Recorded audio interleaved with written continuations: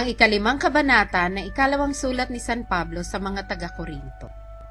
Sapagkat nalalaman namin na kung masira ang aming bahay na tabernakulong ukol sa lupa, ay mayroon kaming isang gusaling mula sa Diyos, bahay na hindi gawa ng mga kamay, walang hanggan sa sangkalangitan.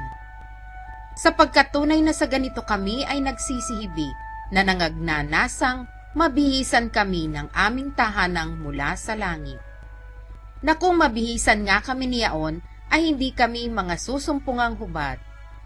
Sapagkat tunay na kaming nanga sa tabernakulong ito ay nagsisihibik, na nangabibigatan, hindi sa ninanasa naming maging hubad, kundi ninanasa naming kami bihisan, upang ang may kamatayan ay lamunin ng buhay. Ngayon ang gumawa sa amin ang bagay ding ito ay ang Diyos, na nagbigay sa amin ng patotoo ng Espiritu. Kaya nga kami laging malakas ang loob, at nalalaman namin na samantalang kami ay nanga sa tahanan sa katawan, ay wala kami sa harapan ng Panginoon. Sapagkat nagsisilakad kami sa pamamagitan ng pananampalataya, hindi sa pamamagitan ng paningin. Na malakas ang loob namin, ang sabi ko, at ibig pa nga namin ang mawala sa katawan, at mapa sa tahanan na kasama ng Panginoon. Kaya't ang amin namang pinagsisikapan, maging sa tahanan man o di man, ay maging kalugod-lugod kami sa Kanya. Sapagkat tayong lahat ay kinakailangang mahayag sa harapan ng hukuman ni Kristo, upang tumanggap ang bawat isa ng mga bagay na ginawa sa pamamagitan ng katawan, ayon sa ginawa niya, maging mabuti o masama.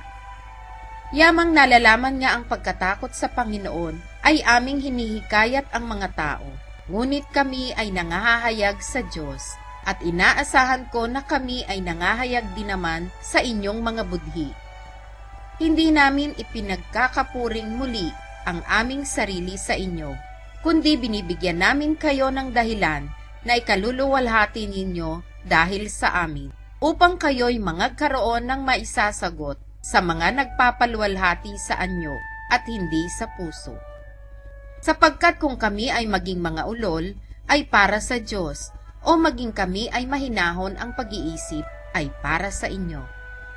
Sapagkat ang pag-ibig ni Kristo ay pumipilit sa amin, sapagkat ipinasisiya namin ang ganito, na kung ang isa ay namatay dahil sa lahat, kung gayoy lahat ay nangamatay.